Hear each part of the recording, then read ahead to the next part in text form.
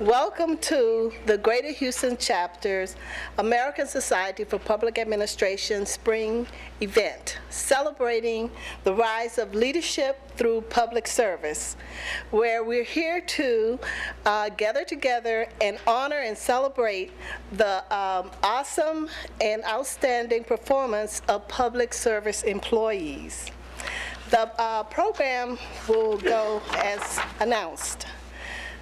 First, we will have Sarah Brown coming up and doing the national anthem and the invocation, followed by welcome by our chapter president, Dr. Majumdar, and then followed by the dean of the school, Dr. Michael O. Adams.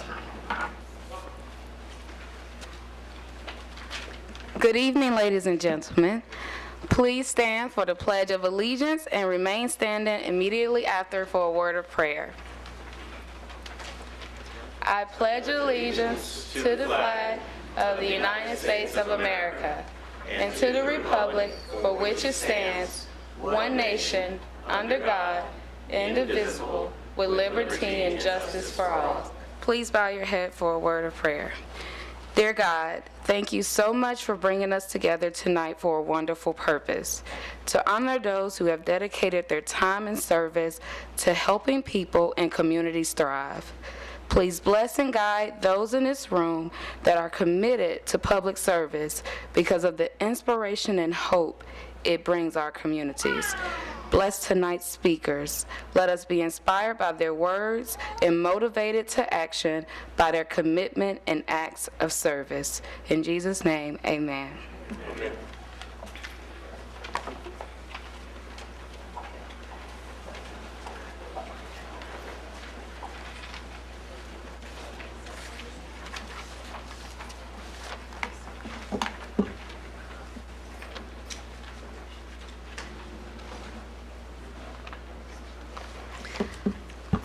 Good evening. On behalf of all the ASPA board members and faculty, staff, and students of the Barbara Jordan Mickey Leland School of Public Affairs at Texas Southern University, I would like to welcome you all to the ASPA's Greater Houston Chapter's Public Service Award event. Thank you all for coming and supporting this event. Before I begin, I would like to extend our sincere thanks to Dr. Michael Adams, the interim dean of the School of Public Affairs at TSU, because without his support, we would not have been able to get this chapter started and organize the event. Our associate dean, Dr. Carol Robinson, for helping us for facilitating this event, our wonderful staff, Rochelle Jones, Ms. Taylor, and many others in our program and in the dean's office, and our MPA students for the support of the chapter and its activities. Also, I would like to thank Dr. Ling Zhu from the University of Houston, and who is the chair of the Houston chapter of Scholar Strategy Network, for co-sponsoring the event. Other members that I would like to thank include James Thurman, our chapter vice president from University of Houston, Rob Bittick, our treasurer from Sam Houston State University, Antoinette Christoph, our secretary from Texas Southern University, Jovita Iseche from Texas Southern University, Tom Haas and Fatih Demiraz from Sam Houston State University, and Sarah Brown, the chapter's member representative, and of course our MPA students, Rizwan Hussain and Thomas Blaine, who helped us very much in organizing this event. I'm happy to announce that this is the first time the chapter is holding the Public Service Award event, and at a time when public trust in government is at its historic low. According to the latest Pew Research Center's report, only about 30% of people have trust in the government. Under such circumstances, being a public official is not an easy task. All those who decide to pursue a job in the public sector do so because of the deep commitment to serve the community and not because of the monetary rewards. We also know that as a public official, one is prone to more criticisms than their private counterparts, are often blamed for inefficiency, wastage of taxpayers' money, and many other accusations are heaped on them. But little do people realize that if not for public officials, some of the things that we take granted in our lives would not have been possible. Public officials' dedication and commitment to serve the community amidst the various challenges they encounter in administration make them the unsung heroes in our lives. To show our appreciation of all the public officials in the city of Houston and the greater Houston area, ASPA's Greater Houston chapter, along with Texas Southern University, University of Houston, and Sam Houston, would like to celebrate, pay tribute, and recognize the work of all public officials in this area. Also, the chapter congratulates all award winners, and we applaud you all for your outstanding performances in leadership and in provision of interfaith services. I would like to share with you also a congratulatory message from ASPA President Janice LaChance. Thank you.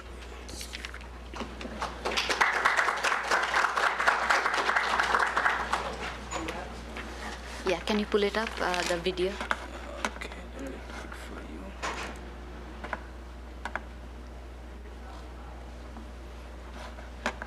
It's coming up. Yeah, it's coming up.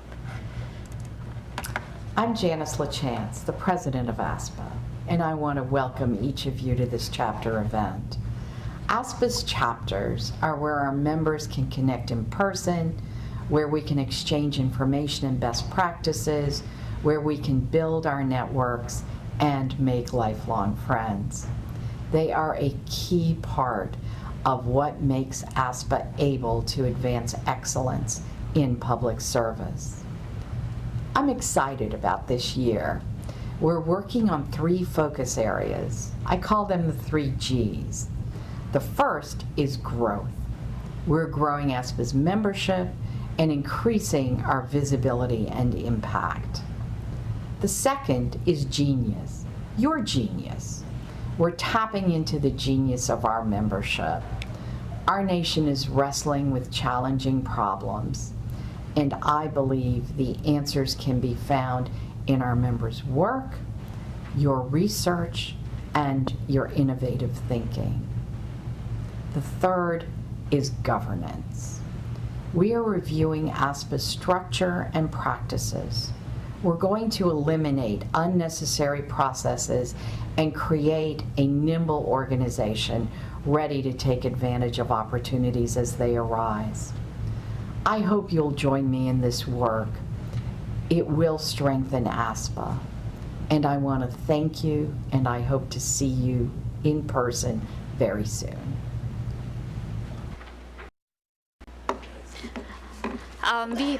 Now, Dr. Michael Adams has a few words to say. So. Good evening, everyone. Thank you, Rena. Rena is very modest, but truth be told, if it were not for Rena, James, and Rob, and we couldn't keep James out of our building, all right, being persistent, this chapter would not have come into fruition. And I'll announce it here tonight. Rena is also the recipient of the Texas Southern University Service Award, and we would like to congratulate Rena. And I think part of that honor is a tribute to the hard work and the diligence that she has put into organizing this chapter. So I just wanted to say that. All right. On behalf of the faculty, students, and staff of the Barbara Jordan Mickey Leland School of Public Affairs, I want to welcome each of you to tonight's program. Again, I would like to acknowledge my colleagues. We see many of them in the room. Also, we have visitors from other schools. I see the Associate Dean of the Graduate School, Dr. Vanjani. Welcome. Thank you for coming. All right. To this event.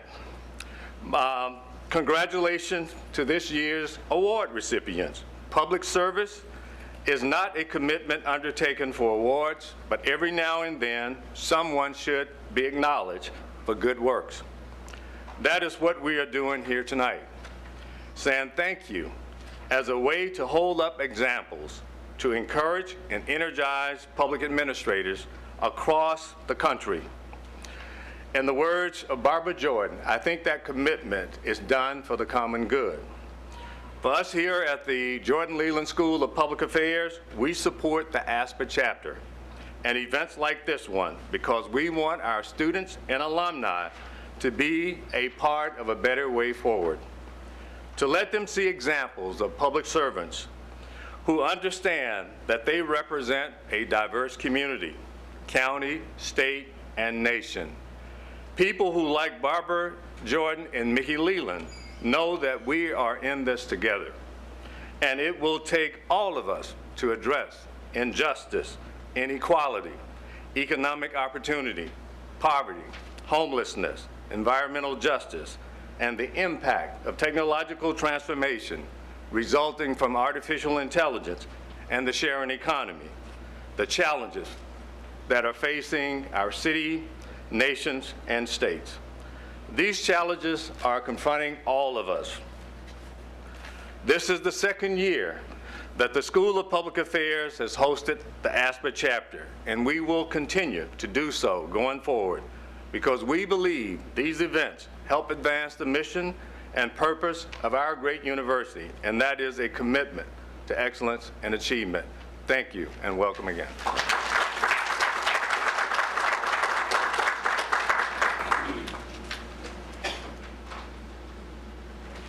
Thank you, Dr. Adams, for those kind words. I would like to apologize for not introducing myself. I am Antoinette Christoph. I am a professor in the Executive Masters and Masters of Public Administration program and the Emergency Management program here housed in the Barbara Jordan Mickey Leland School of Public Affairs, Political Science Department. And I just wanted to share that with you, and it's an honor to be your MC for tonight. So now I would like to have Dr. Lin Zhu come up and introduce our award, Linnea Kaiser.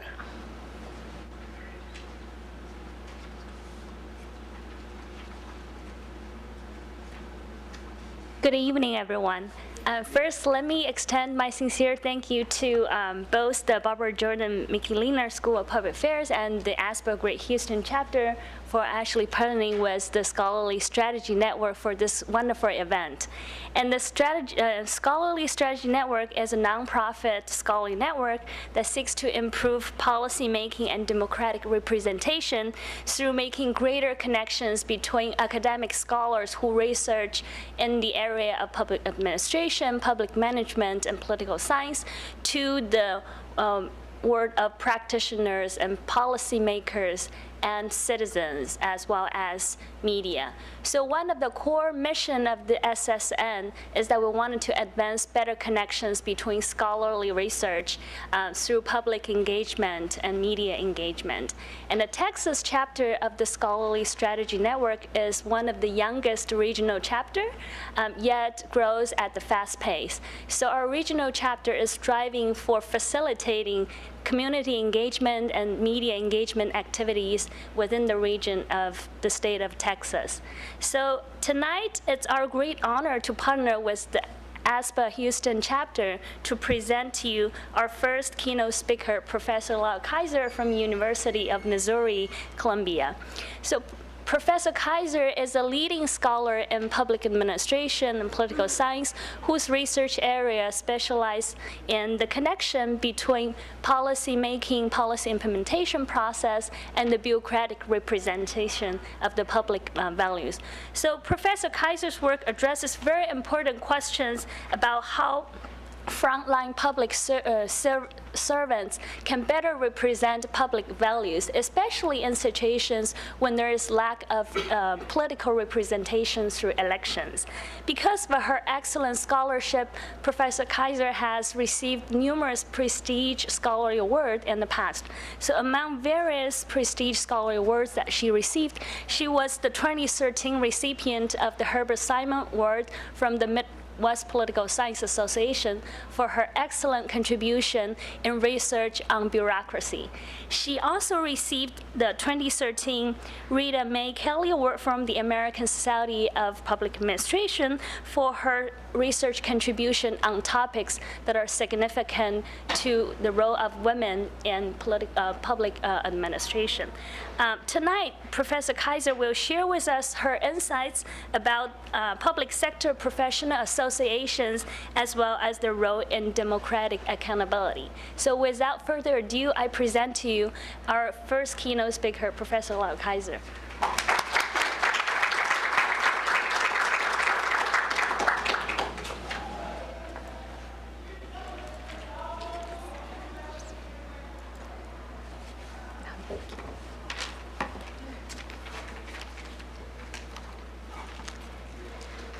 Thank you to Ling to that very nice introduction, and thank you all for coming today. And I'd also want to really thank ASPA, the University of Houston, Texas Southern University, and all of the sponsors of this event. And it's really a pleasure to be able to be talking not just to academics, but also to practitioners. And a lot of the research that I'm presenting today is things I learned from practitioners. So I may be preaching to the choir a little bit, but hopefully that some of this you'll find to be insightful. So the project that I'm talking about today is a book project that I've been working on for a fairly long time, and it's almost finished, luckily, and so it's very nice for me to be able to share those findings with you. So I'm really been interested in this project on the fact that public employees organize themselves, right? That they join organizations at a high rate.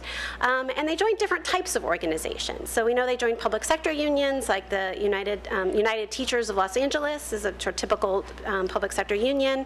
They join general professional associations, like American Political Science Association or American Psychological Association. And then there are these set of associations, which I'm referring to as sort of public sector professional associations, like ASPA is obviously one. But there's all these other ones that are much more narrowly tailored to certain jobs in the public service, like the FBI Agents Association. And these associations have different activities. They do conferences, they have newsletters. They also participate in internal and external advocacy. Internal advocacy, they try to influence policy within a particular public agency, whereas external advocacy, they try to work with members of Congress or other elected officials to try to bring about policy change. And of course, they also sometimes are engaged in negotiations over wages and work conditions. But one thing when you start looking at these associations and you think about it from the perspective or look at to see what people who are not necessarily public servants think about them, the public, elected officials, sometimes political appointees, and sometimes even public managers, you see ambivalence about this idea of the public sector organizing. People sort of have sort of ambivalent feelings. These ambivalent feelings come from several different things. One is this sort of idea that when public sector workers get together and they go to conferences, they may do things that we don't want to have shown up in the newspaper. So this is a photo from the New York Post. It's a General Service Administrator. He was a Deputy Commissioner of the General Services Administrator. And they had a conference in Los Angeles, and it was criticized for being lavish and spending taxpayer dollars. We all know that the public sector is held to a much, much higher standard than the business sector, because the business gets away with this kind of stuff all the time, and nobody says anything about it. But when the public sector sort of managers kind of cringe with the idea that maybe they might fund public employees to go to conferences, and maybe there'll be something embarrassing of it. Another sort of ambivalence comes from there's a lot of this demonization of public sector organizations, of public sector unions. So Governor Scott Walker in Wisconsin has been very vocal about that public sector unions are not interested in the public service, that they're really there just to pad the wages of public sector workers, and he has a very bad relationships with public sector employees. Another negative image comes from this idea of the public sector being sort of out of control and undemocratic. You can find comments of, so Rich Lowry, the editor of the National Review, described the federal bureaucracy as one that operates free of the normal checks of democratic accountability. So it's this idea that bureaucrats have or public sector workers have all of this power in policy making, and there's no way for elected officials to hold them accountable. And so the idea of them organizing, because of course when you organize, you have more power. and that can be scary to elected officials, with this idea that that's going to make them more unaccountable. And you can even find this idea in some public administration scholarship, that there's this concern that, especially when public sector workers are very involved in professional associations, that their professional values will replace sort of public values, and that they'll be implementing sort of based on their expertise rather than what the public wants them to do. So there's a lot of sort of ambivalence about these associations. And of course, when we think about associations, we do have, or we think about the public sector, we do have challenges with democratic accountability. I mean, when you think about it from the perspective of elected officials and political appointees and really top-level public managers, there are some challenges that they have in holding the agencies for which they work accountable. There's two sort of big problems. One is that there's information asymmetry, in that those who are at the front lines know a lot more about the policy area than those at the very top. They're the ones who know what's happening on the ground. They're the ones who know exactly how policy has been implemented. And so elected officials sometimes feel like they are sort of, they're disadvantaged in information, which makes it harder for them to hold public agencies accountable. And then you also have this issue that most policy or most programs are highly decentralized. A lot of them have federalism and intergovernmental relationships that govern them. So you have actors or public sector workers who come from local governments, state governments, the federal government, all involved in the same policy area, all spread out. So when you think about holding them accountable, it makes that more challenging. We have a lot of delegation to nonprofit actors as well, which again has its own problems. And then even when you think about programs that we think, oh, that's a very federal or even centralized program, physical distance exists. So when you think about the federal public sector, most workers don't work in Washington, D.C. They work in offices spread across the entire country. They don't have that face-to-face encounter. So if you're a manager in D.C., you're having to sort of manage people who work in areas far away from you. So the central argument that I'm making in this book is that despite the ambivalence that people have about these associations, I argue they actually can enhance accountability. They can actually make it easier for these external actors, these elected officials, these top-level managers, political appointees, to hold the public agencies accountable. The argument really is that they do this by overcoming some of these governance challenges that I just talked about. So they help to overcome problems of decentralization and a lack that the people at the top have of this lack of frontline information. So when I talk about the public sector professional associations that I argue are probably the best situated to do this are of a particular type. They are the ones that represent public employees who implement the same government program or perform the same task. There's a lot, when you start looking at sort of how different people who work in the public sector are organized, there's so many different associations, it's amazing. And a lot of agencies, for the State Department, for example, there's a Foreign Service Association, there's a Peace Corps Association, there's an FBI Agents Association. There are tons of these associations that represent people who have a lot of shared experience and knowledge about one particular policy area, one program. The National Association of Park Rangers is another example. Association of State TANF Administrators, or the National Air Force Association. So there's so many more of these that could go on and on about different examples. So for my project, the research that I did focused on associations that are all involved in the Social Security Disability Program. And so in this project, I did a lot of personal interviews. I reviewed a lot of government documents. I went to conferences that were hosted by these associations. I analyzed one of these associations' newsletters going back from 1979 all the way to the present.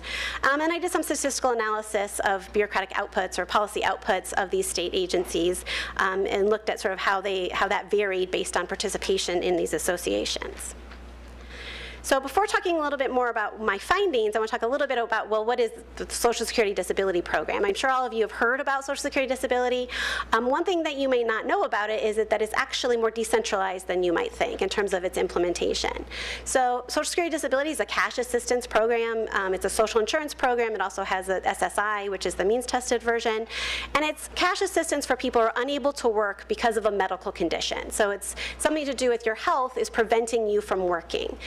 and then and there is somebody who has to determine whether or not that a given individual actually has a medical condition who prevents them from working. So they have to review their medical information and decide based on that if they are actually eligible for the program.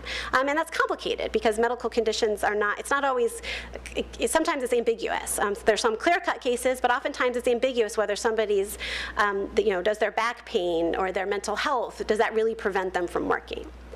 It has a very somewhat decentralized structure because Congress decided to delegate the task of determining eligibility to state governments, which is odd. There's a political reason for why they did that. But so you have state government workers who actually determine whether or not you're eligible for a federal program. So it's completely funded by the federal government, and yet state government workers are actually involved in eligibility determination.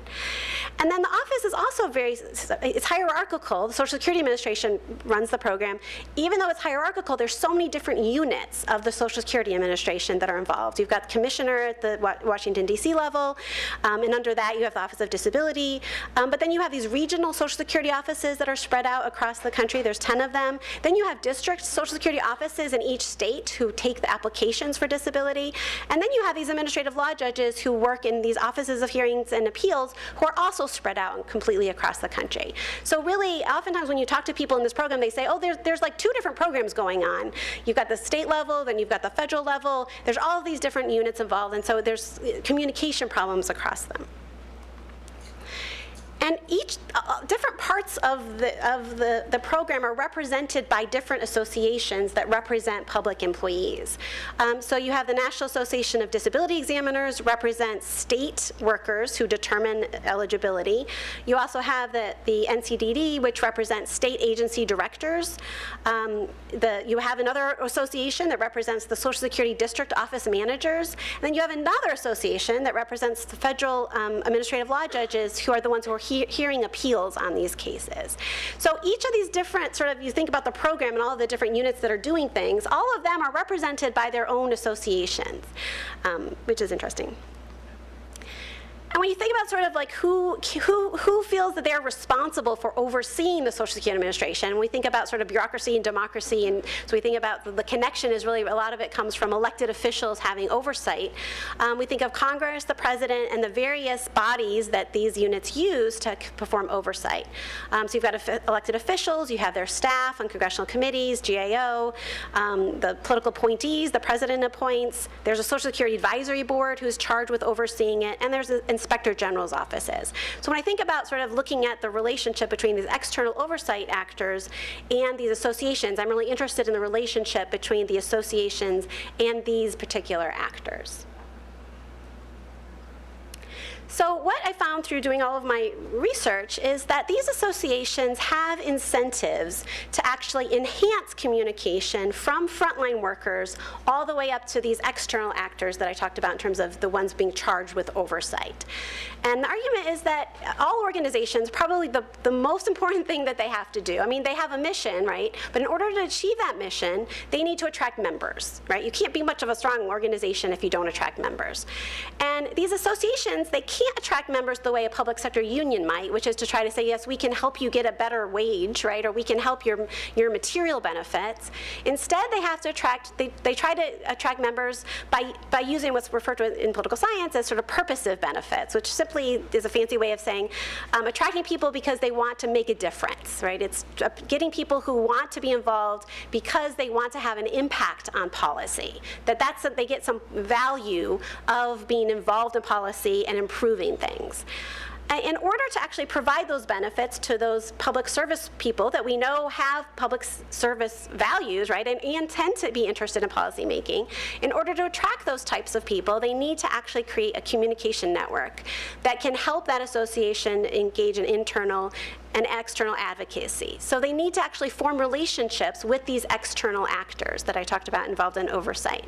And that then improves the information flow between oversight actors and frontline public servants. And in that way, they end up promoting democratic accountability. So just in terms of telling you what I specifically, in terms of one of the associations which I spent the most time studying, is the National Association of Disability Examiners, which again looks at the state level people that are determining eligibility, they have a organizational structure that allows them to actually develop what I'm referring to as a frontline perspective. Because of course, if you're an elected official and you talk to one or two frontline bureaucrats, you're not really, you only know there's two people who think that. You have no way of knowing if this is a widespread problem, is this something that a lot of people find? And so any kind of association needs to have a structure that allows them to aggregate up the preferences and the concerns of all the frontline workers involved in the program up to the national level. And the National Association of Disability Examiners has this because they have chapters at the local level, then they have ways of linking those chapters to regions, and then they go to a national board, which is the one that interacts with the external actors. And they have different communication projects that they produce to communicate what they're doing to all of their members. They also have venues, which if you go back to 1979, you can kind of see patterns in how frequently they interact with these different external actors. That they have these mid-year board meetings where they meet with a lot of people in Washington, D.C.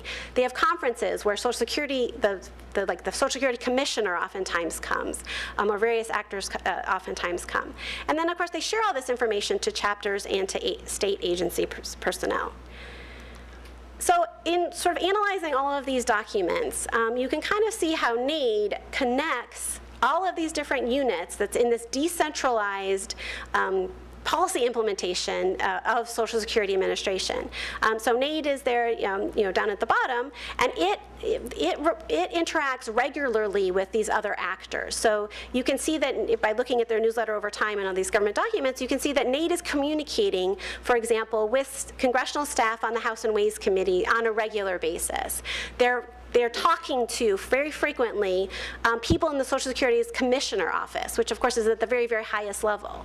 And this really allows these oversight actors to really get a frontline perspective that they would not have otherwise. One of the people that I interviewed, a Social Security, who was a Social Security Deputy Commissioner, she said it's not that they actually gave you information that you didn't have before, it was that you had a good sense of how that the information from the perspective of somebody who was actually charged of implementing it. And she said, oftentimes we have all these reforms and we think, oh, this will be great, this will work perfectly. But then once you give the information to a frontline employee, they say, well, it's actually, in our world, it's not going to work exactly as you think it will. But she wouldn't have that perspective if she didn't have this way of communicating with this professional association. So one critique potentially, though, as I talked about before, is that these associations, well, yes, they're communicating with these external actors, but maybe they're just trying to communicate for their self-interest, right? That's sort of a suspicion that elected officials may have of these associations or top-level managers may have of these associations. So another thing I did is I looked at all of their communications and I coded them. I looked at them in terms of, well, what were they actually asking for? Like, what kinds of policy comments were they making? And I had a very generous sort of definition of professional interest, which included autonomy, increased budget for your agency, and then also pay and benefits. And you can see from that, really only of all the communications they made between 1990 and 2010, only 25% really fell in this category of professional interest, which sort of is the closest to sort of your self-interest as opposed to trying to improve implementation. Most of the things, the 34% of them, were efforts to try to actually make the process more efficient. So they were actually making comments that were geared at increasing the efficiency. Some of them were making recommendations that would slow the growth in the program. Some were actually making recommendations to improve things for claimants. But only 25% were professional interests. And then when you look even among those that were professional interests, only about 10% were what we think of really narrowly as self-interest, were about pay and benefits. So most of it was autonomy, like efforts that they wanted to actually have more policy-making responsibility, as well as increasing their agency budget. So even among that 25%, a very, very small point is this really sort of narrow self-interest. So my conclusion from all of this is that I actually would advocate strongly that managers really do try to encourage their employees to be involved in these professional associations. They do not harm, at least based on my research, I see very little evidence that they harm accountability, which is one of the critiques of them. From the perspective of managers, a lot of the interviews I did talked about how the employees who participate really feel like participating let them see the value of their job outside of like what they were doing in their cubicle, is how they explained it to me. me, that their day-to-day life was very these sort of tasks that they had to do. And they if you know anything about the program, they have huge amounts of cases. The backlog is huge, and the work can get very tedious. But by participating, they were able to see how what they were doing contributed to a bigger whole. They were also much more better informed about what was going on at the federal level. So if you were managing a state agency, you had much better information about policy changes. From a political appointee and federal executive perspective, you get this frontline perspective if you have these types of associations. You also get increased buy-ins for any reform. You have a way of sharing information. And then from elected officials' perspective, you have what's referred to in the literature as fire alarm oversight, which is Congress kind of waits for somebody to tell them there's a problem. Well, these associations are on the front lines, right? They are representing people on the front lines who can then sort of pull the fire alarm if needed, if there is something that is going on. It also gives Congress a way to communicate. A lot of when I looked at sort of what was said in these meetings, oftentimes Congress was signaling things they were upset about or worried about, and that gave the frontline bureaucrats a chance to actually maybe respond. And then my statistical analysis shows actually that state agencies that have higher participation rates in these associations were more responsive to these signals from Congress. So again, these associations, unlike sort of what the critique of associations are, that they maybe decrease accountability, my argument is that they do. And in the case of Social Security disability, I have evidence that they do. So that's sort of my end of my presentation. After we have all the speakers, I'd be happy to answer that you may have. So thank you very much.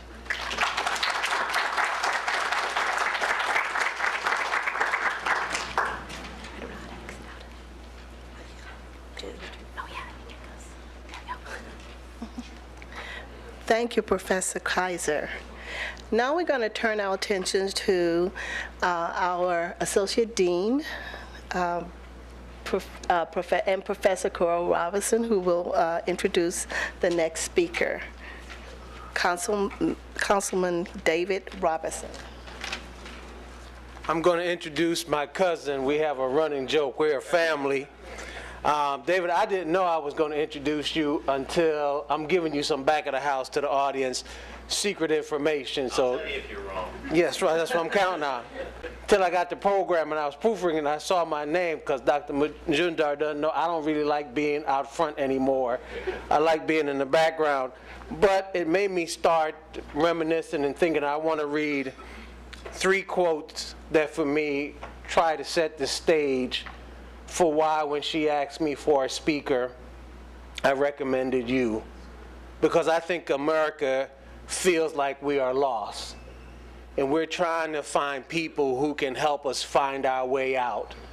And this is not a commentary on the last election. I think a lot of people feel that way. There are 3 of us in this room who have served and representing a city of 2.2 million. One of us who started in a district and now represents the county of about 4 million.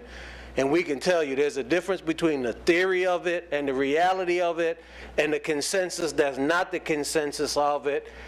But people want government to do something. When I first came back, Dr. Adams, the audience, I had a hard time trying to convince the faculty that a public administrator at the highest level is the person that's elected to public office, and it's not just the people below us that are, quote unquote, the bureaucrats or the implementers.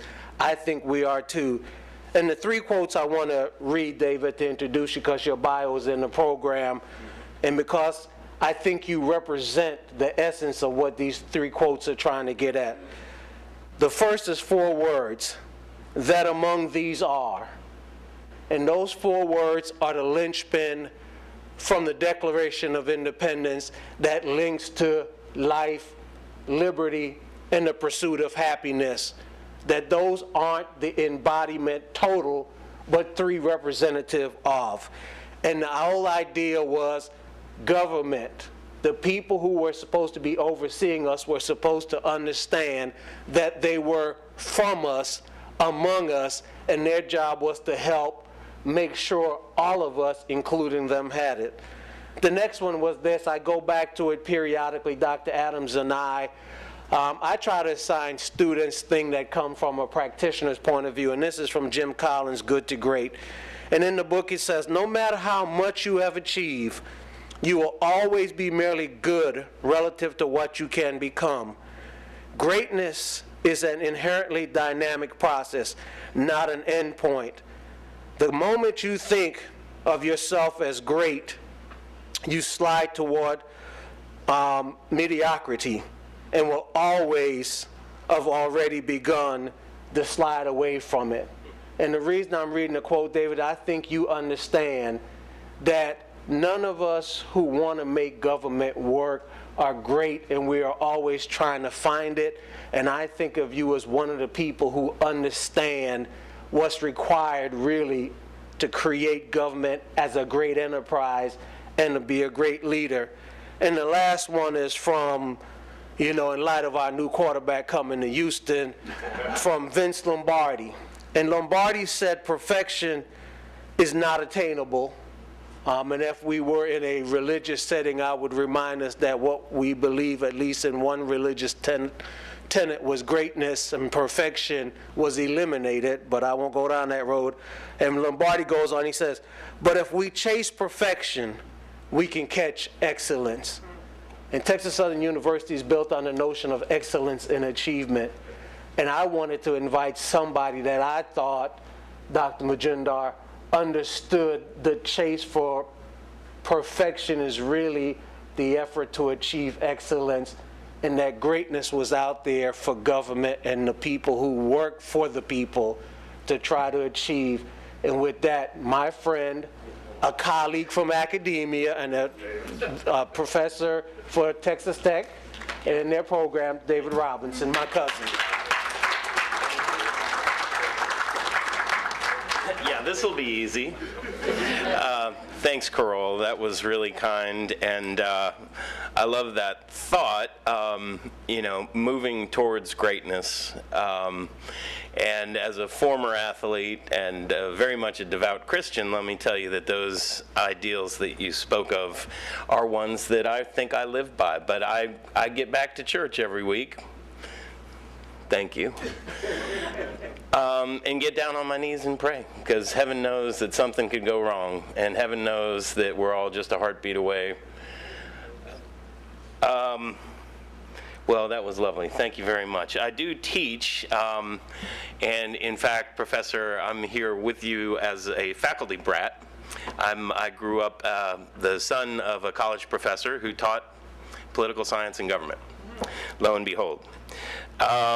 So I guess I'm the guy that gets to talk a little bit about my life and public service, and how I think in my case, while pursuing excellence, I hope that we are working towards greatness in this city. And Carol, let me say that you also remind me of something that I hear Mayor Turner say with regularity, which is that Houston, of course, is a great place to be, but just wait, we're getting better.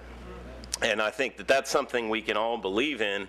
I'm feeling very lucky to be here with my former colleague, C.O. Bradford, who I had the blessing of sitting at the right hand of, my man, and former at-large council member position 4, I beg your pardon, you're 4.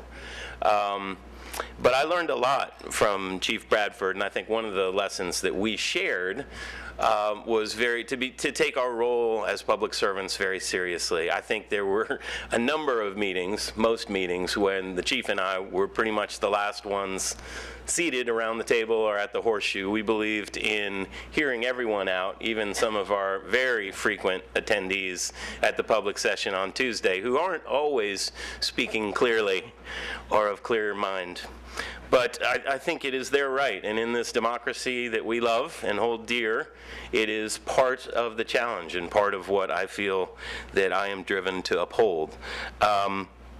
I think also, just to refer back one last time to Carol's words, my parents met in seminary. They met in theological seminary, and while my dad did go on to get a doctorate in political science and government, I think my family was really brought together by the church from two different denominations, Methodist on my mom's side and Episcopalian on that of my father. We were raised in a very religious household. So I think there was something about public service that my dad taught at the college, at Smith College in Western Massachusetts, where I grew up, but also what we really practiced in our belief and with our faith community at church.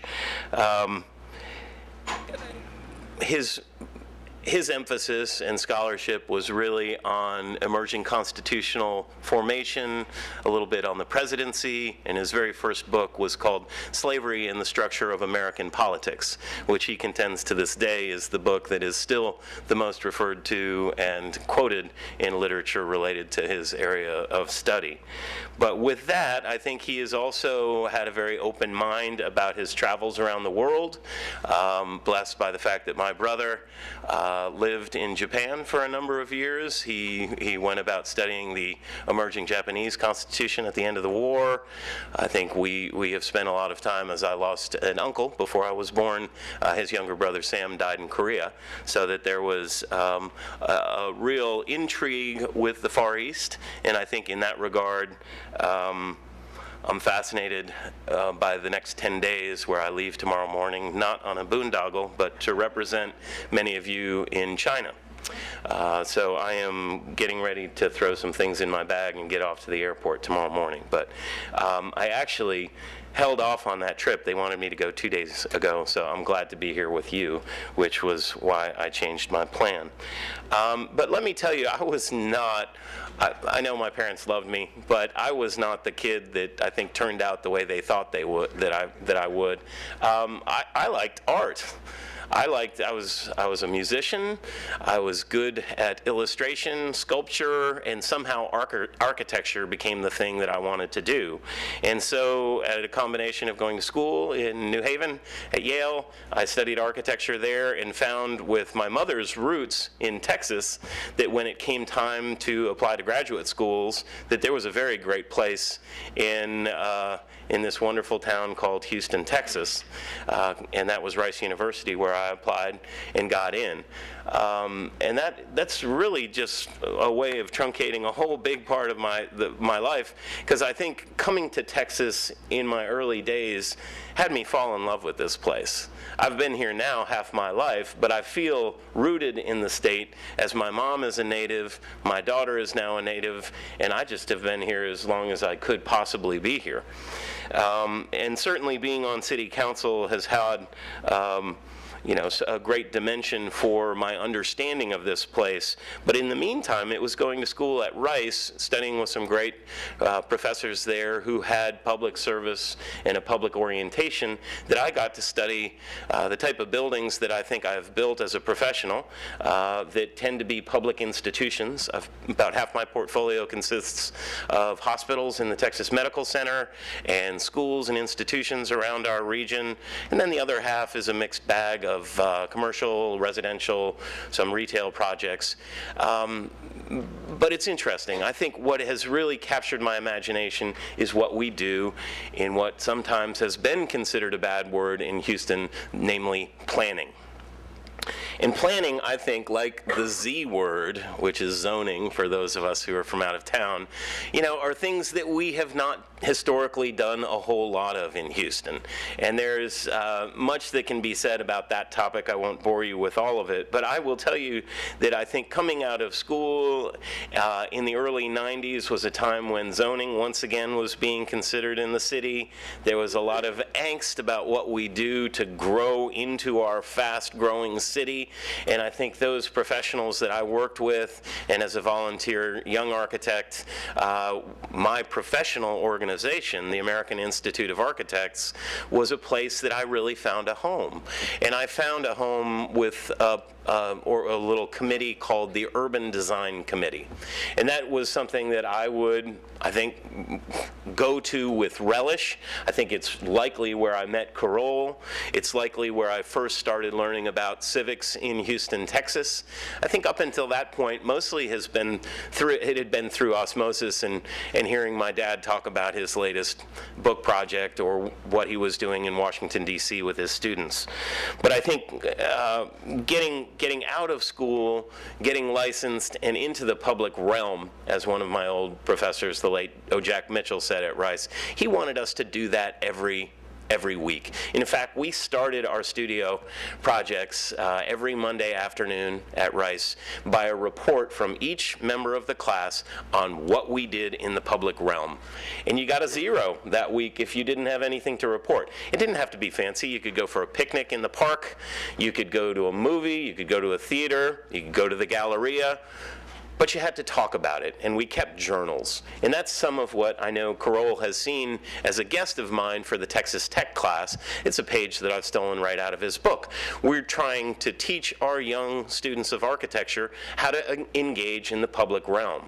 And it's something that I've found as a practitioner, it's critical to how you survive as an architect, because you've got to get things permitted, you certainly have to know the code, you need to know where the regulations are, who the inspector might be, and on about how to design a building. And I think what I enjoyed about urban design and getting into public service was the fact that there really wasn't a rule book, except one might think the chapter, the Code of Ordinances from the City of Houston. So that was something that I certainly found interesting, and through my leadership on Urban Design Committee, I tried to get a good speaker basically every month, and I chaired this committee for 10 years, basically between 2002 and 2012, and that was the time where I had been added to the board of AIA Houston and gotten involved with a mission and a crusade that our organization was trying to do to get better representation at the City of Houston. How are we going to do that? We had Peter Brown on council at that time. Many of you know Peter. I visited with him yesterday. He is an architect and our former city council member. And what we didn't have, however, was any representation on the Houston Planning Commission. So never mind zoning, but in terms of the regulations, the last licensed architect to serve on the Houston Planning Commission was in the 1970s. So go figure about the zoning, and go figure about a real sparsity of regulations and ordinances in the city, but that was something that we thought we'd activate on by inviting a series of public officials to our monthly board meetings. And one of those visitors was then director of the Planning and Development Department, Marlene Gaffrick, and it was a total setup. She walked into the room, and one of our board members, some of you may know Daniel Bankhead, my friend who's working for HISD now, Daniel said, "When are we going to get an architect on Planning Commission?" And I figured there must have been a vacancy, because Marlene said, without a hitch, "How about now? Who do you recommend?" And everybody kind of pointed at me. So that was, that's really how I stumbled into that gig, and got myself appointed with then Mayor White and the council that included Adrian Garcia, our former sheriff, who I had worked with a little bit in a workshop on the east side, engaging with an urban design workshop. I do speak Spanish fluently, so that was a nice asset, continues to be an asset for me. In fact, in a city of 2.3 million constituents now, we have got about 40% Latino, and would you believe I'm the most fluent member of Houston City Council? Go figure. But while that is the case, I think we are advocating for change. We're advocating for involvement of groups, and I don't have to speak to this choir.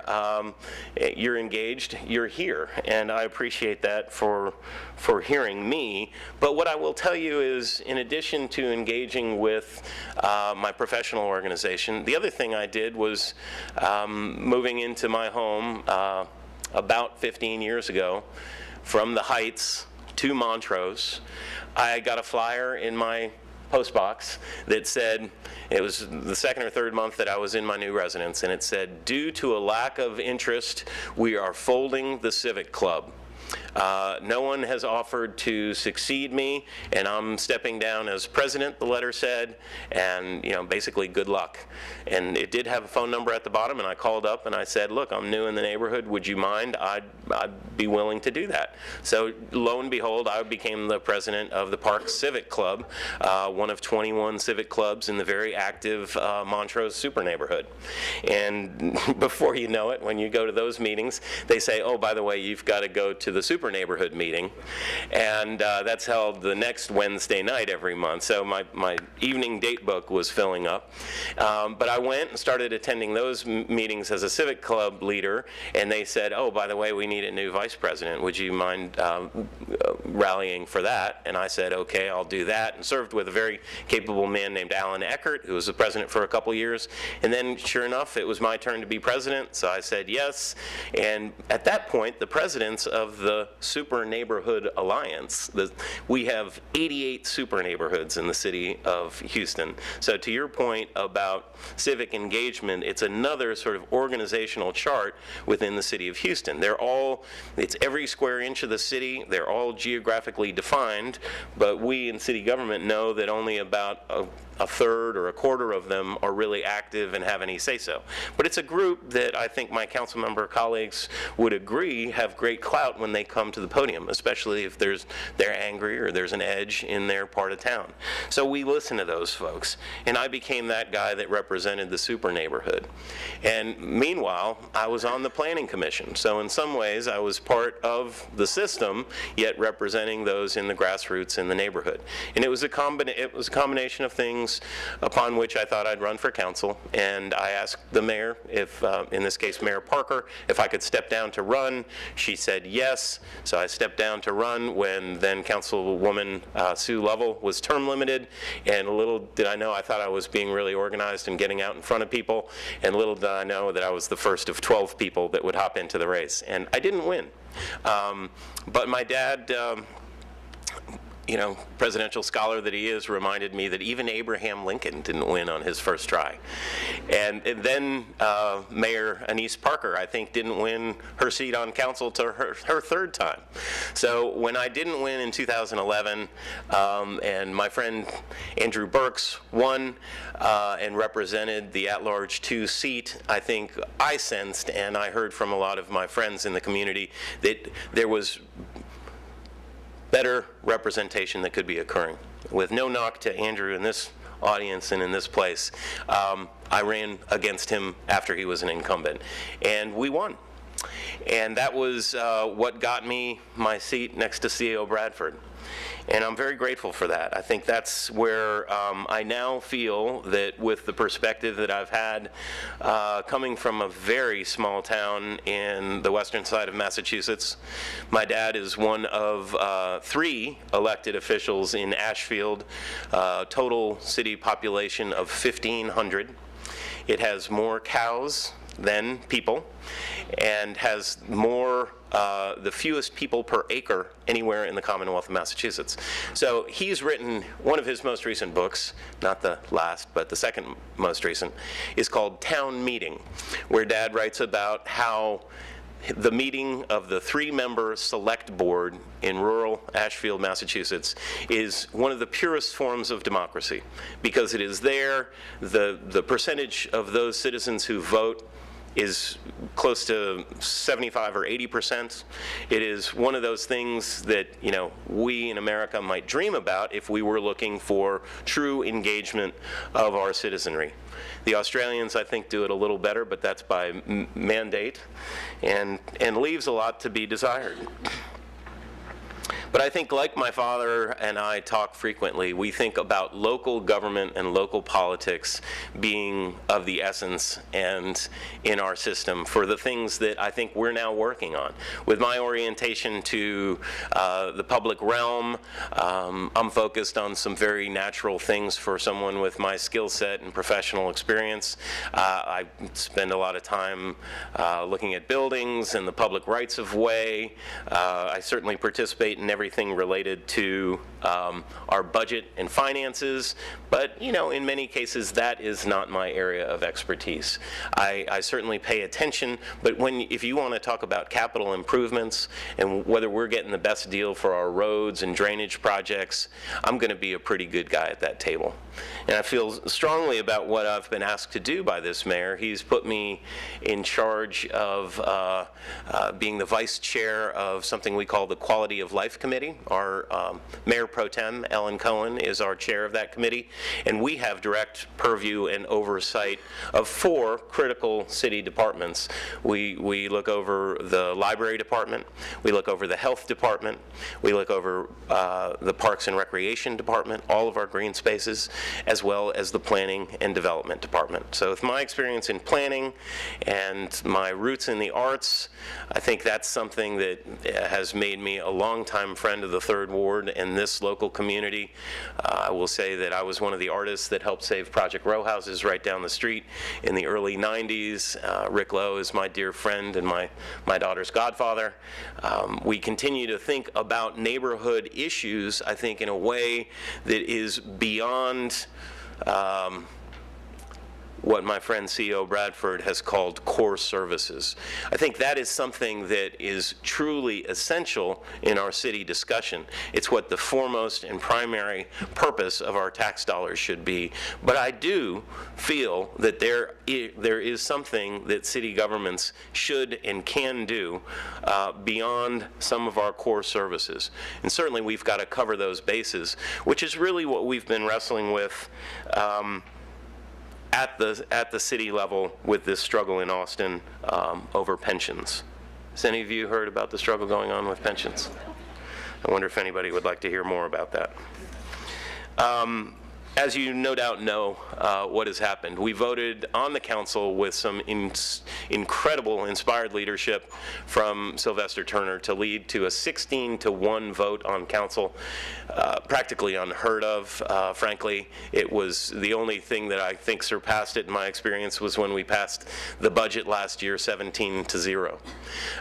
The unanimity that this man is bringing to our experience is just incredible, and he's a friendly person. I admire him so much as a man, as a person of integrity, and someone who has certainly put in his licks in the public service, 26 years in the legislature. He understands how the city runs. He understands how communities work. He's absolutely faithful to his home in the Acres Home neighborhood of Houston. And I think with that, he and I have really hit it off. It's actually last summer that my daughter volunteered as an intern with his daughter, the first daughter of Houston, Ashley Turner's federally qualified healthcare facility on the southwest side. I looked over at my friend Omar, our former human services director there for that, but she's really interested in that, and I think that's really part of what we pull together. I think as a public servant, really what I have done as an architect is really learn the valuable lesson of when you don't know what you're talking about, when to go and find someone who knows what they're doing. I've had very large projects. The biggest project under my signature and seal that was executed is the Methodist Sugar Land Hospital that is $500 million in the making. It was the first suburban campus that Methodist did. It was a fast-track, so-called multi-bid package project. It was the prototype for satellite campuses that the institution was building around the Houston area. And so we were the guinea pigs, and we were building it as we flew it, as they say in engineering. And I was the senior project architect, which basically meant that I had a phone and a good contact list, and I had to get everybody to work together to build a hospital. We had an existing hospital that we were going to renovate in one of the 5 phases of this project. All those doctors and nurses and administrators had to be kept satisfied, and we couldn't have any accidents in the job site, and by golly, we had to build that thing. We had it was for a firm called HOK. Some of you know they have a very high standard of design, and sure enough, the design department wasn't going to cut any corners for those of us whose responsibility it was getting the thing built. So that is, it's an interesting position to put yourself or find yourself in as a young architect. But I think in some ways it was good preparation for being in public office at the City Council. There are 3 of us in this room who have served at large. Vince, you were in District C. Got that right? Okay, so 1 district council member and 3 at-larges. You know, we had the whole city. Vince and the district council member, our colleagues, have day-to-day business to do with constituent calls and running around, getting the dog catcher out, picking up trash. And I mean this in the most highest respected way that I have for local public service. Someone said, I've heard say that it's harder to run as an at-large because you got to get all over town to get the word out that you're running, but the ones that really work hard on a day-to-day basis at City Hall are those hard-working district council members. So our mayor is working with all 16 of us now. I think the consensus has brought this pension bill to Austin. We've got the Senate to thank for getting it out of their part of the Capitol, and now we're waiting on Saturday for the House. So as the mayor said today in the State of the City address that he delivered downtown, call your state reps. Let them know how much this vote means to you. This is a truly important thing for all of the fiscal concerns that we have in the city, whether we're going to lay off firefighters and police and municipal workers, or whether we're going to get to go about business at least a little bit as we should.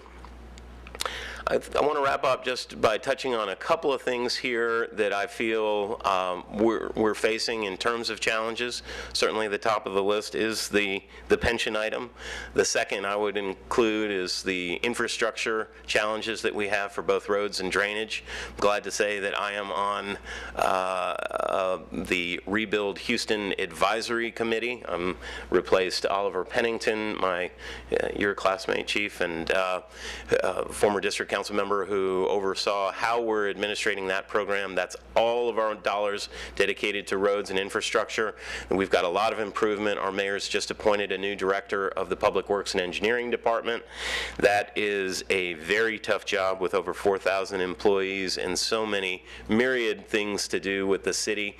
I think, however, that if there is one stack of paper that accumulates on my desk that's largest, it is from those friends and professionals in the community who know I'm an architect, and they're complaining about the Houston Permitting Center, or why their project got red tagged, or what this inspector is going on. And I think Mayor Parker deserves credit for forming something called the DON, the Department of Neighborhoods. But what that is doing, I think, in coordinating a lot of a collection of activities in our communities and neighborhoods, like the gang task force, the graffiti abatement task force. Those are all things that we are looking at to try to maximize the efficiency. So there's various new innovations in software packages and tools that we're bringing, I think, that will help our new director do his job. And I think, generally speaking, if we can get this pension thing figured out, and we're holding our breath on that, we're going to be in some really strong position for this mayor to lead us into the next phase of his administration. He's talked in his first term about a paradigm shift, and I see that he means that. He's talked a lot about inequality in our neighborhoods, his focus on TERSs and management districts that have, over the years, augmented and facilitated a lot of growth in parts of town that are already doing well, I think is justifiable criticism. And he, I think, geniusly has basically flipped a diagram on its backside, which is to say he wants to focus on those parts of town that don't have a TERS, that don't have a management district or are otherwise neglected. And I think that's the right thing to do. It is also a sure bet way for us to get some focus on parts of town that have historically been neglected. He's asked me and one other council member Amanda Edwards, who's replaced Chief at the at-large position 4, to help lead that crusade. That's one that, of course, I bring my planning experience to, and Councilmember Edwards with her experience in municipal finance. So we hope that that's going to be a great combination of vehicles to really bring some positive, welcome change in our neighborhoods. And I think with that, I'll just mention one or two last things with opportunities that we face. I do think that we have to work on an ongoing basis with the county. I've had various meetings in the past couple of weeks, not only with Judge Emmett, but with Commissioner Cagle, as well as Commissioner Ellis, our newest commissioner. I'm very excited about shared emphasis and interest on increasing our parks, our green spaces, our bike and pedestrian amenities, and general collaboration on infrastructural issues. I think that's where all of the gentlemen that are at the Commissioner's Court right now, including our county attorney, are folks that I want to support and continue to work on city-county relationships. Lastly, I've been appointed to serve on something called the TPC, which is for our Council of Governments, our major metropolitan political organization. The TPC, the Transportation Policy Council, is the administrative body that votes on all of our federal and state TxDOT funding, and the City of Houston has 2 voting members from council, as well as each an alternate, and we have just funded a $10+ billion package of roadway projects, including I-10, 59, 45, parts of 288, and the Beltway. And this is obviously going to address some of the serious problems of congestion and mobility in our city, and I am very grateful that I have a seat at the table. So more than anything, I'm grateful to be your city council member. I love thinking about this city as the most diverse city in North America of any significant size, that we're about to pass Chicago in terms of its place as the 3rd largest city in America. I'm in my 2nd term. I hope that I will have one more after the 2.5 years I have left in this one. So I'm going to be around for a little while. So if I don't know you, come and let me know who you are, and we will look forward to working together. But thanks for giving me a minute.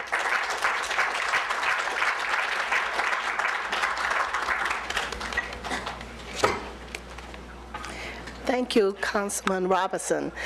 I would like to take a moment just to thank Councilman Robinson and Professor Kaiser for taking our time in their day to come and share a portion of their journey and their passion as public servants, public administrators, and academicians, and giving us a glimpse in the lives that they live each day. Thank you. You're welcome. So now we're going to turn our attention to the announcement of the award winners. I'm going to ask Dr. Robert Bidrick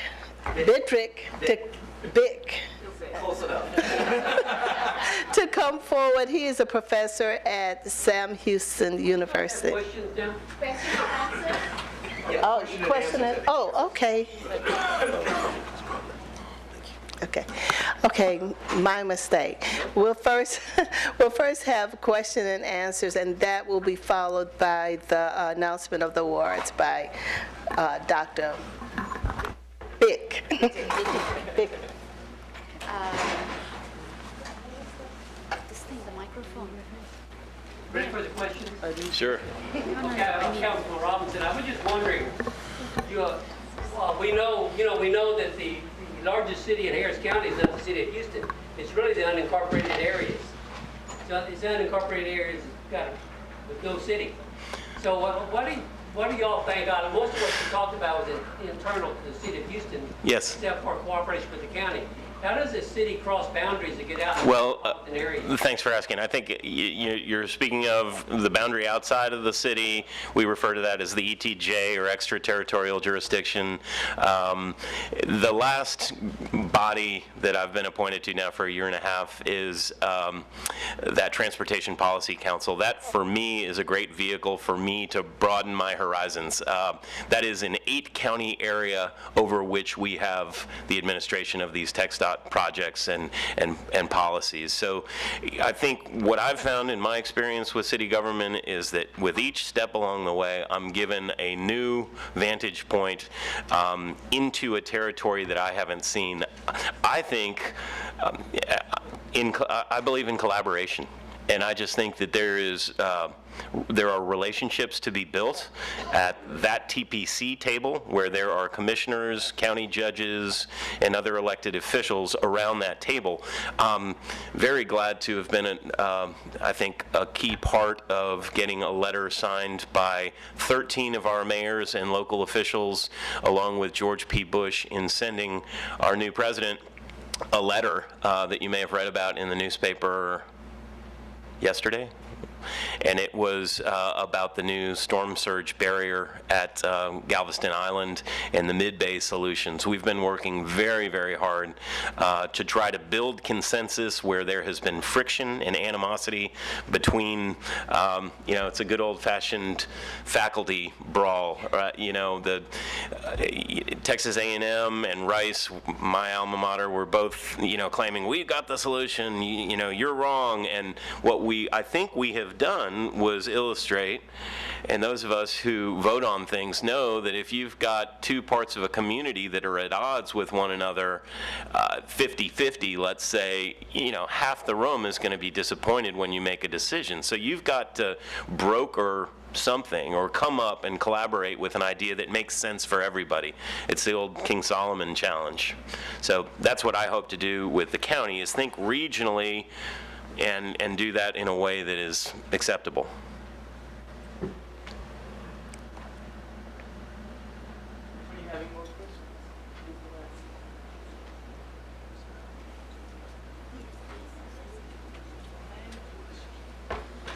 Thank you for being here. My question is relevant to, you made mention of management districts. Could you elaborate a little bit more about that in relationship to the underserved communities? Sure. Not to bore you to tears, but the difference between a management district and a tax increment reinvestment zone, some call it a TIRS, some call it a TERS, it's and you may have an answer for this too, more of an academic answer, but locally I think the way they are constructed are either by city council management district and a petition that is signed for by the governor versus legislated in Austin that is a taxing increment reinvestment zone by the ledge. What there is a difference is on the assessment of property. So in our city there are limitations to how many TERSs we can have and how many management districts. Those funds are collected, in the case of a management district, from only commercial businesses within a drawn boundary. Every management district is very specific to the terms of its founding principles. It's governed by a board of directors and typically administered by an executive director or some third-party organization. Those then determine kind of, if you will, a mission statement policy of priorities. There is, I think, a state requirement that none of the projects that are funded by a district replace otherwise required services that are provided by the city of Houston. As the chief and I would say, the core services. We're not saying because the management district is going to pay for a constable patrol supplemental, not core. It can be additional help, but it can't remove the city's obligation to provide some level of services. The tax increment reinvestment zone is based on a general assessment of land value capped at day one at the founding of the tiers, and then over time, the difference based on the tax assessment is what is driven into a fund to spin off to subsidize the projects that are determined and approved by the board and executed by the board. I hope that gets you some answer. There's a helpful map I know my office could provide for you about where, is it 27 now? I think we have 27 management districts and some number of TERSs that's slightly less than that, I believe. Quick Google search, somebody. 27. 27-ish. I served prior to my time on council on one management district. It's been a controversial one, the Montrose Management District, and whether they bring value or not, I think remains to be seen. It's definitely, if you're paying those taxes, you want to see them go into some things that you care about. Otherwise, it's just an annual draw. Hello, thank you both for coming. Thank you, Dr. Kaiser. I watch you talked a lot about social security funding, and I see a lot of commercials where the lawyer says, if they denied you your social security, call me, we'll get it. And I was wondering if you haven't already, I think it would be really nice to see some type of research about how many folks were able to get their funding through these types of ambulance chasers. Well, I think it's about 70% of almost all people who appeal their case are represented by an attorney. And I mean, there's sort of disagreements about whether or not having that representation is a good thing. When somebody applies for benefit and is denied, and they go for an administrative law judge, the administrative law, the state is not represented at all. So there's basically the claimant and their attorney arguing before the administrative law judge. The other problem too is that people talk about this program and they say that there's really two programs, in that the courts have actually sort of issued a lot of rulings that the administrative law judges have to follow, where the state workers follow their own Social Security regulations. And so they constantly feel sort of that it's unfair to them because people think that they're denying people too many times, and the administrative law judges are making the right decision. Then there are times politically where the administrative law judges are criticized for being too lenient. And if you look at the program over time, we're constantly going back and forth with either we're too harsh or we're too generous. And the problem with disability is it's a political decision for a lot of these cases. At what point, how much pain does someone have to be in for us to excuse them from the market? People may disagree, reasonable people may disagree. And it's hard even to say the administrative law judges are when they have an attorney, maybe they should be. I mean, it's so value laden about whether or not somebody deserves benefits that it's a really complicated one. And I know that the rules are so complicated, a lot of people feel that they need an attorney to be able to understand it, but then other people argue that these attorneys are increasing the number of people getting benefits. So there's no one good answer. 70% is high. Who have an attorney. Well, the way this is financing, the attorneys only are paid if they win. So that's why most people can get a lawyer, because people will take their claim, and then if they win, they get a portion of the back pay. So it's more equitable in some ways, in that some people who don't have the means to hire an attorney can hire an attorney because they can get this back pay. But then other people are critical, and you can't really find anybody who can say, I mean, there's obviously the egregious cases you see on the news where somebody got the benefits and they didn't deserve them. But there's a lot of cases where it's really our value. They're hard cases. They're not like clear cut, this person deserves benefits or they don't.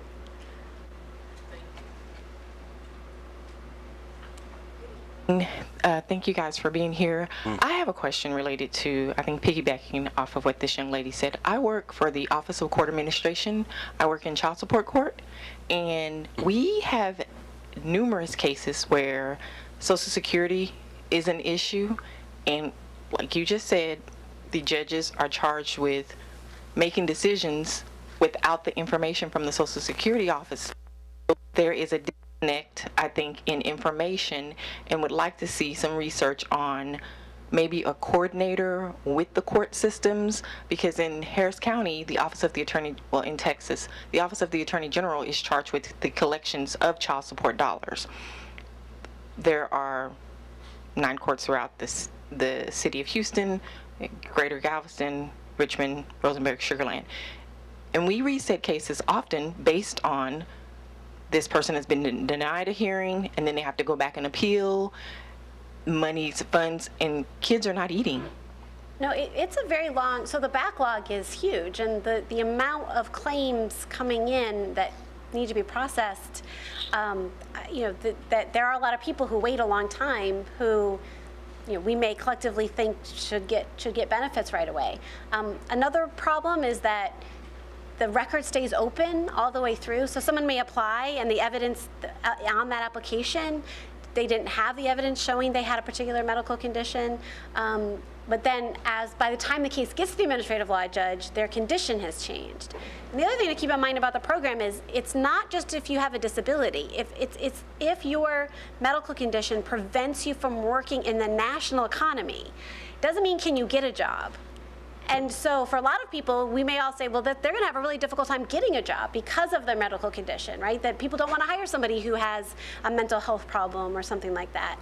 But the people who are deciding, they have to say whether or not you could theoretically work at a job. It's not can you get a job. And so there's a lot of complaints about the program actually turning into an unemployment program or trying to cover people, but it was set up really to cover people who actually medically could not theoretically work at a job, not can they get hired. And part of the problem is we don't have a safety net for people who have difficulty with employment or maybe could just work part-time. For disability, it's all or nothing. It's 100% or nothing. And that's another sort of problem with it's not providing the services that some people actually really need.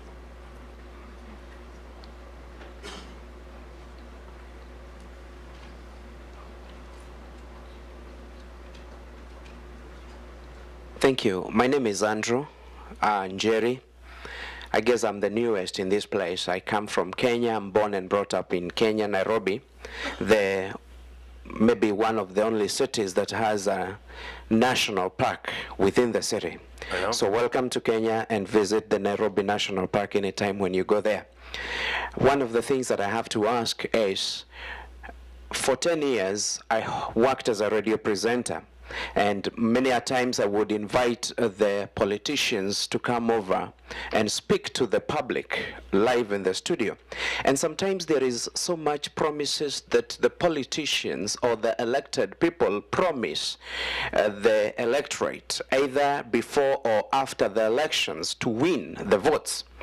What is the connection or the relationship or the gap between the promises that they make to win the votes and the professionalism that public administrators learn and study in school to become doctors, professors, like we are here? Sometimes they say that we can fix a road, but professionally, economically, financially, it's not possible. They say that we'll fix the pension, we'll fix the social security, but it's not logically and financially and ethically possible. Where do you bring the joint so that we can be able to work with the elected officials and the professionals who are in this place tonight? Thank you. You want to take that one? Well, a lot of people say democracy is the best system we have, but it's a terrible system. I mean, I guess. I mean, in some ways, I think actually, what I was talking about, having people who are professional, making sure the elected officials appreciate professionals, I think is important. And I think during certain time periods, whether or not they do that changes. Right now, I think we're at an anti-expert kind of moment in politics right now.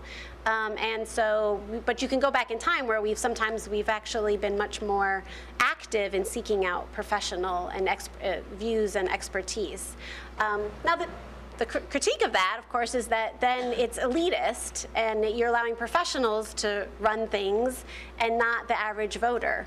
And there isn't, it's sort of striking a balance between making sure that professionals have a voice. And I think associations do provide that because they do act as interest groups in a way. And they can help to bring professional views to elected officials. The other similar quote that comes to mind is, "Don't let the perfect be the enemy of the good." And I think that's like what Carol read at the beginning of the remarks there. I know my father, who taught political science, as I said, would have loved it, let's say, if my older brother, who was good in school, had gone into politics. And lo and behold, the guy that went into architecture, who wanted to go to art school, all of a sudden I've got 2.3 million constituents. So there's something about the best laid plans, and as a pastor friend of mine at church likes to say, it's not the road to hell, but actually the road to heaven that's paved with good intentions. And I believe in that. I know while I have not been to Kenya, my sister was a missionary to the Diocese of Mount Kilimanjaro and knows very much Nairobi and the place in the park that you described. And that's because she did that on her way to medical school. And that sometimes the exit you take, the detour you make, the things you learn, in her case Swahili and studying disease on the continent, will lead to great things, as she is now doing, I think, in East St. Louis, Missouri.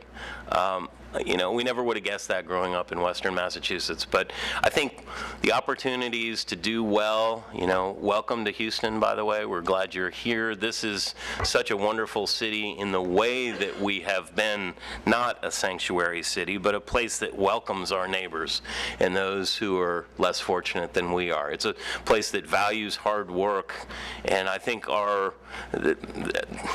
there's another quote that's coming to mind.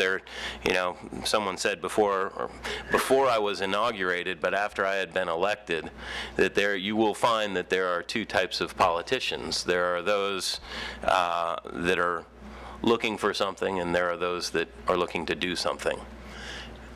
And it's a little bit of a difference about the handout and what it is that you're trying to do to give a hand up for someone. So I don't know. I try not to judge. That's part of what they say in the Bible I read, but I'm human, and I do plenty of it. That's why I go to church. Thank you. That's going to be the last question. Let's give Councilman Robinson and Professor Kaiser a hand. And now we will have Dr. Biggett. Dr. Rob. There you go. Hello, I'm Robin Biddick, actually. Robin Biddick, like Robin Williams. I go by Rob because my wife here, TJ, has an unusual first name, so they look at Robin and figure that's her and I'm her name. So we just decided to go by Rob. One thing about coming and hearing different speakers is I always learn something. And Councilman Robinson, you taught me a new term today, faculty brat. Yeah, my wife and I have twin sons, and I'm going to tell them when we get home tonight they're faculty brats. See, she and I are military brats. And I have a lot of friends who are PKs, pastors' kids, MKs. And the one thing that unites all of these is public service, isn't it?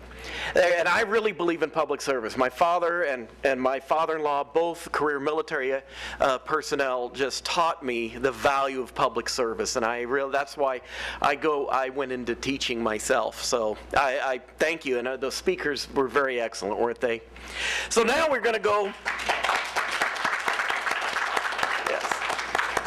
Now we're going to go to the awards. We have two awards to give tonight. The Public Service Leadership Award, which is given to exceptional public award winners, and then also the Public Interface Service Award, which is about an award to those people who have an interface day to day with the people they serve. So what I'm going to do is I'm going to read a little bit about each person, but what I'd like to do is embarrass them. I'm going to ask them to come up and stand here while I talk about them, and then we'll give them the award and let them say a few words. So first, Vince Ryan.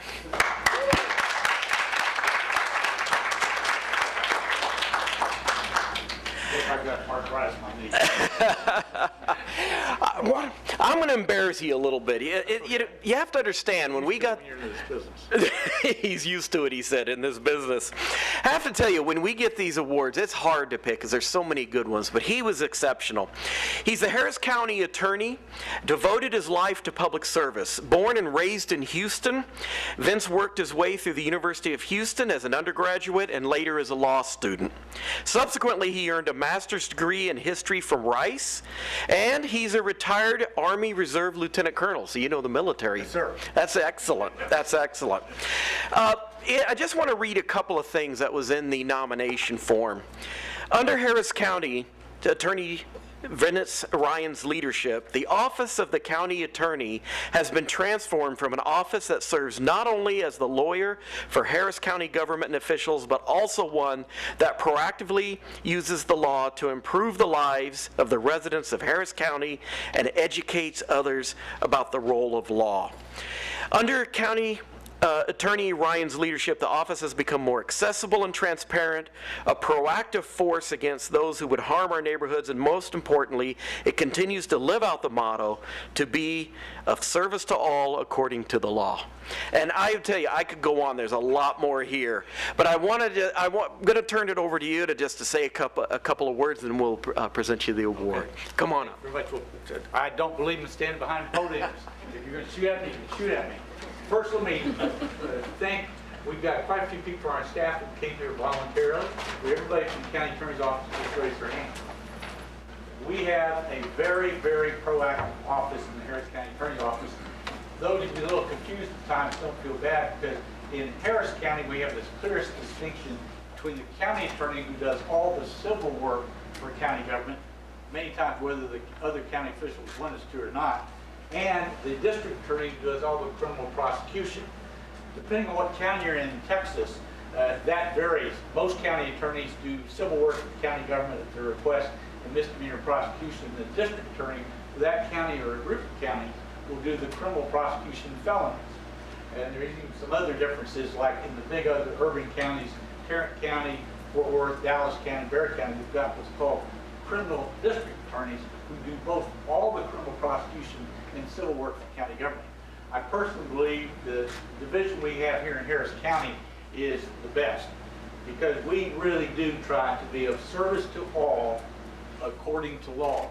And I think in this day and age, I won't go into it, saying of service to all, that means everybody. No matter how you got here, why you're here, where you're from. There are responsibilities that we as government officials, as political officials, have to everybody.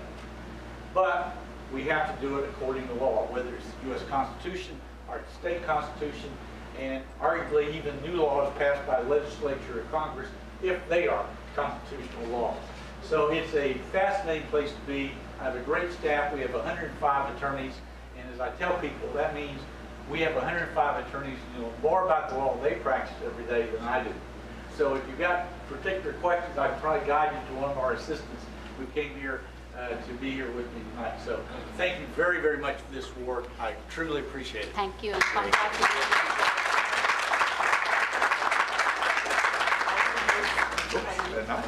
bad.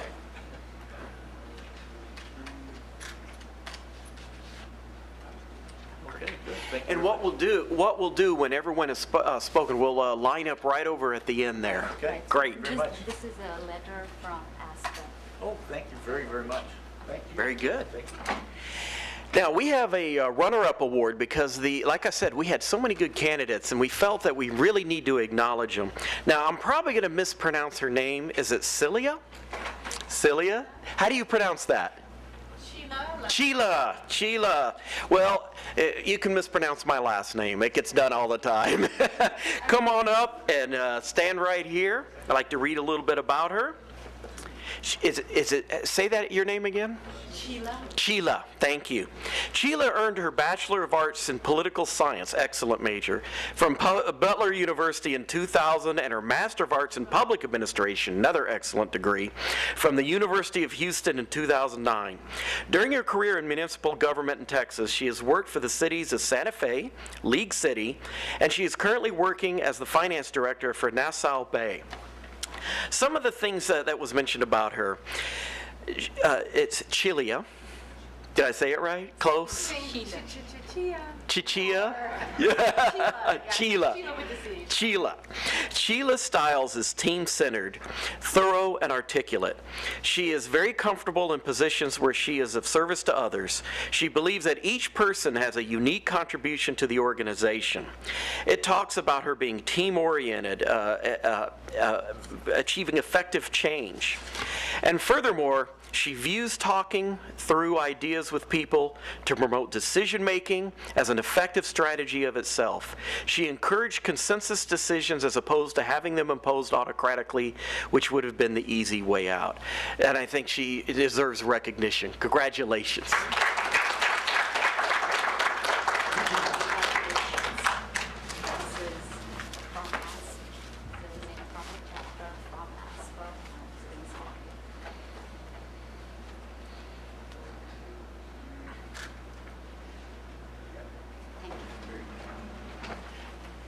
I just want to say thank you, I guess. Since I'm the runner-up, I'm only going to take a second.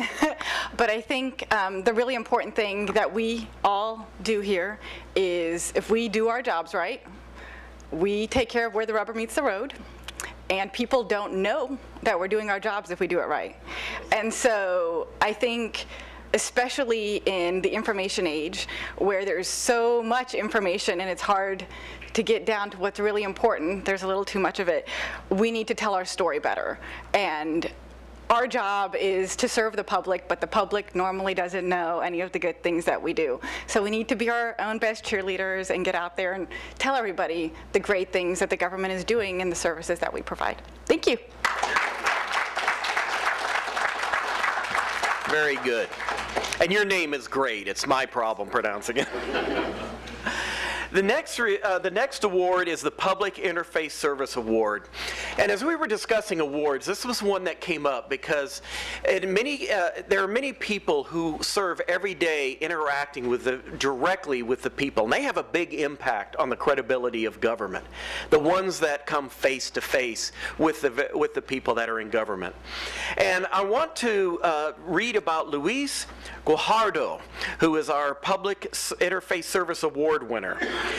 He could not be here tonight, but Luis, he is an AICP and has served the public since 2010, working in regional planning at the Lower Rio Grande Valley Development Council of Governments in McAllen, Texas. He received his Bachelor of Arts degree in Political Science from the University of St. Thomas here in Houston, and he earned a Master's in Urban Planning at the University of Texas in Austin. Just to read you a little bit about his nomination. It says that his life quotes guides his passion and allows him to selflessly help others. For instance, as a son of immigrants to the United States, Luis' family had to endure periods of limited work and housing instability. He has a desire to be a bridge for people, both white and migrant, that would grant him the opportunity to bring people together in ways not visible to others. People that have much more in common than their differences seem to suggest. Luis is, in essence, a bridge, facilitator, and community planner focused on bringing down walls to celebrate greatness of our diversity because we're stronger together than on our own. Accepting for him tonight, it's Sarah Brown. Sarah, why don't you come on up?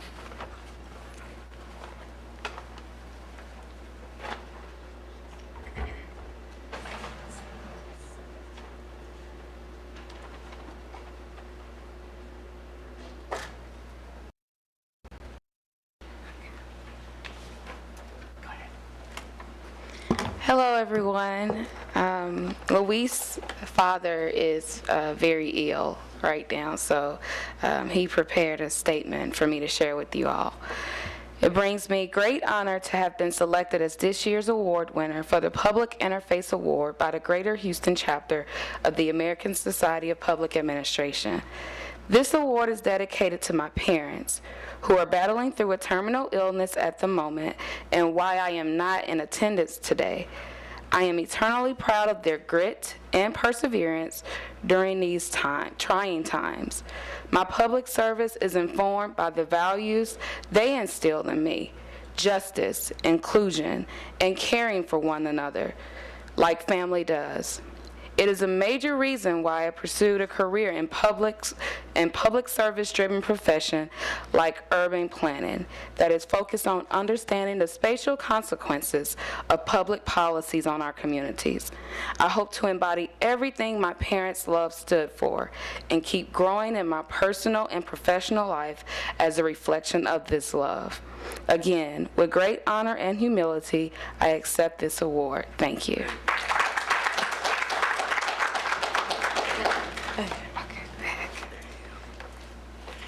I got to meet our next award winner, Paul Lopez, right before, and I didn't want to, I told him he was last but not least. Isn't that the truth?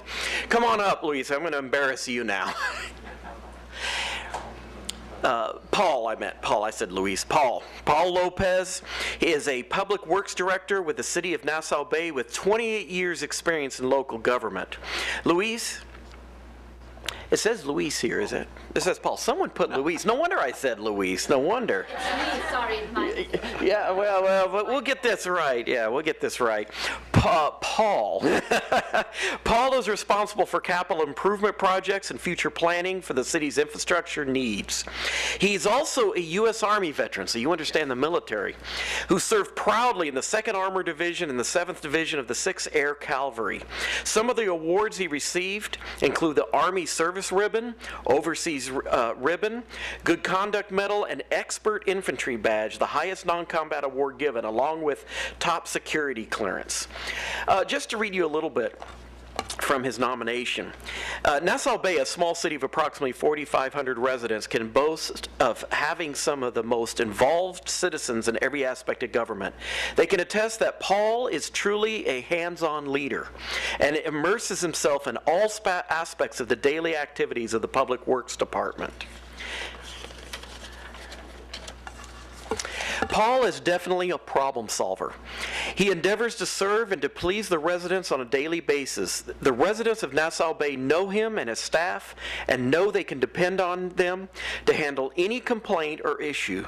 Paul's calm demeanor serves him well as he interfaces with the public daily. Whether it's a parks issue, water or sewer issue, utility, or a resident just wants to stop by and talk, everyone agrees that Paul Lopez is definitely here to serve the public. Congratulations.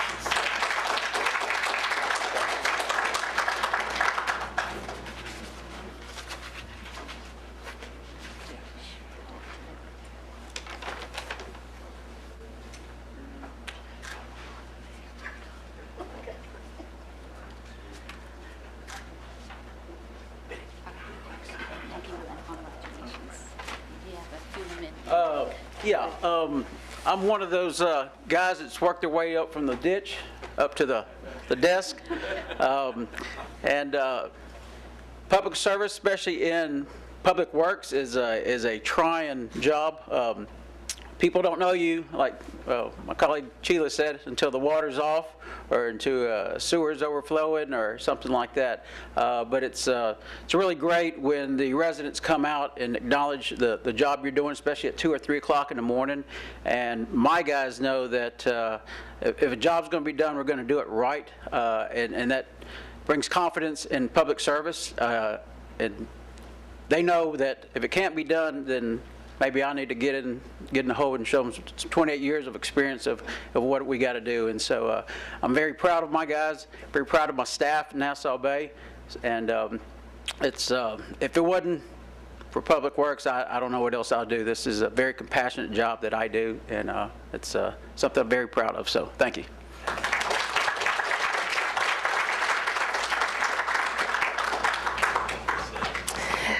Okay, we're now going to adjourn to dinner, but I'd like to make a couple of statements.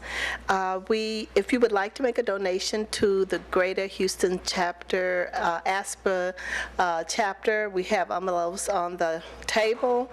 Also, we have surveys on the table. We would like for you to take one as you exit the auditorium and fill it out and turn it in. And also, I'd like you to know that Councilwoman Sheila Jackson Lee will be joining us for dinner, and she will speak to us at that time. Thank you. The award winners need to meet over here. Oh, and the award winners need to meet over here for pictures. Thank you. Oh, would you like? We'd like to have a membership. Oh, okay. Oh, yes. We would like for you to join the Greater Houston Chapter ASPA membership. We have forms on the table. There's forms on the table for that, so please do take one and join our